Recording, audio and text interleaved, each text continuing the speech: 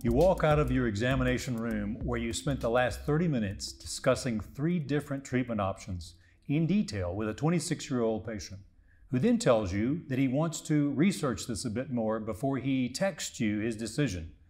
You then walk into your next examination room where a 45-year-old woman tearfully and respectfully asks you what she should do to help her 70-year-old father with dementia.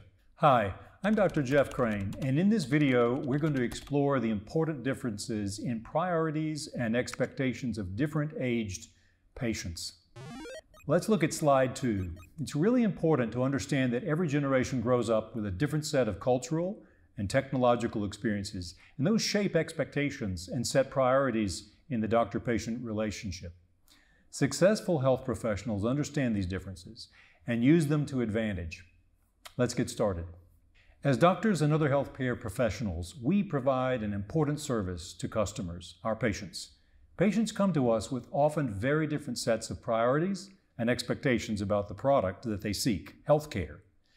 If we can correctly anticipate and adapt to those pre-programmed expectations and needs, we can both save time in the patient encounter and be much more effective in delivering healthcare. Our age, and therefore our age-related perspective on life, determines much about how we access healthcare. While every country has different experiences and most discussions about generational differences come out of Western understanding, 4 basic patient age groups illustrate what's important for us to understand about interpersonal medical interactions. It's simple to think of the doctor-patient relationship and interaction this way.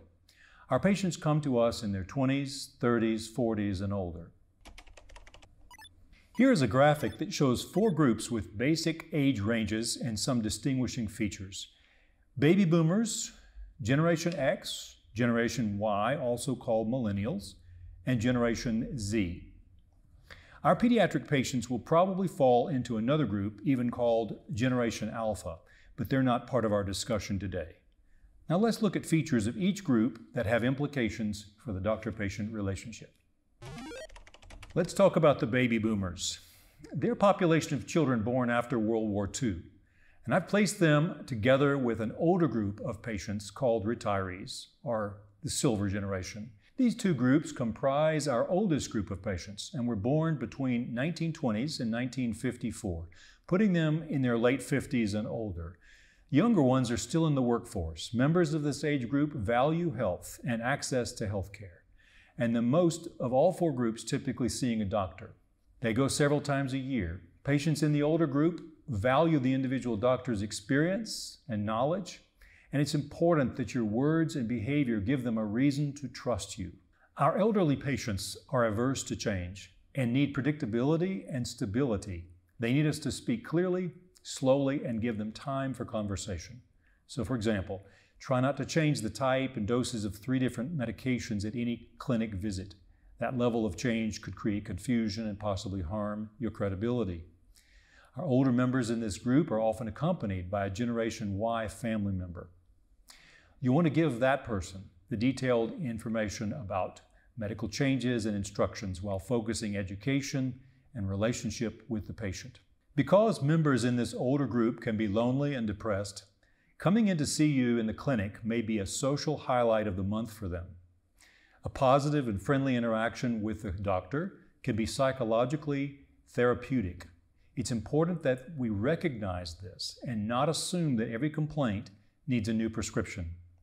Time to voice concerns and be heard, time to receive education and advice from you, a smile and a warm handshake, these are the things that make these patients really feel treated. Generation Xers were born after 1965, and they comprise a full 1/3 of today's workforce. Because many in this group are full-time workers and maybe also caring for a boomer or retiree at home, they're busy. Don't waste their time, and by all means try not to be late for their scheduled appointment. They need an apology if you're responsible for causing them inconvenience. And understanding this is an important part of emotional intelligence skills with this age group. They've typically chosen you based on your good reputation, and they might not appreciate your abilities if you're a younger doctor. No worries. You can win their confidence by listening attentively and giving them excellent service for their money spent with you. Gen Xers have typically adopted use of the internet, Facebook for example, but they haven't grown up connected and online like our youngest generations have. They shop around for the best clinic, the doctor with the best reputation, yet they still come to you with some degree of skepticism and distrust until you earn and maintain your reputation with them.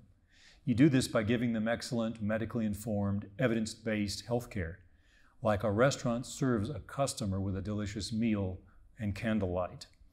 Because it's hard for them to take time off work for medical care, Gen Xers need convenience and options. They might prefer an email from you about their laboratory or diagnostic results instead of a follow-up face-to-face clinic visit, as the boomer might prefer, for example. Generation Y, also called Millennials, they started their young life with cell phones and remember the transition to smartphones. They're in their late 20s and 30s today, and they're working full-time, living on a budget, starting their families. They see the doctor relatively rarely because most are in good health and do not suffer from chronic diseases. They're very concerned about costs, so they've checked out your clinic's prices along with your reputation on the internet fully before they come to see you. Pregnancy and childbirth cause this group to engage healthcare facilities, and especially in this context, that they seek a good emotional experience through the process.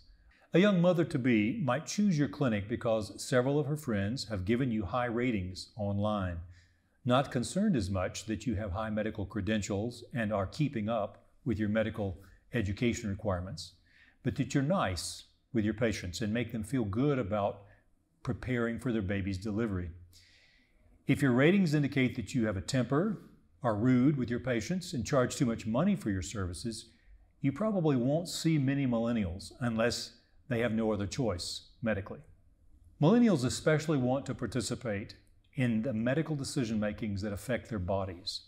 So be prepared to not only inform them and educate them about options, but also give them a choice among equally good treatment options. And be ready to communicate with them online, maybe even virtual clinic visits. The youngest group of patients are those in Generation Z, mostly in their teens and 20s. They're the digital age, moving fast through life, growing up connected. They expect to be able to do basically everything with their smartphone. So remember that convenience is key for this group. They really have a little desire to see you, and if they must, they want to arrange a so-called visit with their smartphone and encounter you virtually by camera. This generation and younger will find our traditional face-to-face clinic visits awkward for many medical services. Generation Z patients are generally healthy, so don't typically need regular services like older patients. They value wellness and see mental health as important, but tend to rate their own mental health as poor. For urgent medical problems, they may seek a same-day appointment and choose a walk-in clinic option if you can't respond quickly enough to their online request. They're less likely to trust the medical and pharmaceutical establishments, seeking self-directed medical wellness with online information and technologies. Wearable devices that monitor vital signs, for example, are popular with this group. Just like millennials, Generation Z patients want an active role in medical decisions that affect their bodies. Be prepared to text with them. And if that goes well, they might want to follow you and your clinic on Instagram. So in conclusion, life moves faster for each subsequent generation. It's helpful to realize our approach to each generation must keep up pace with these expectations that this creates. The 65-year-old patient might prefer a phone call from you, whereas a 25-year-old will possibly find that lengthy and inconvenient when a text message would suffice. In times of medical need, all patients want a doctor they can trust. We build trust by using interpersonal skills that make us relevant to each conversation with each generation. They allow us to deliver the highest level of evidence-based medicine with compassionate healthcare. I like this quote that summarizes much of what we've covered. The common thread through each generation's healthcare needs: a trusted doctor-patient relationship, involvement in healthcare decision-making, and high-quality, easy-to-understand health information, preferably provided by their doctor and preferably in a digital format. Thanks very much for listening.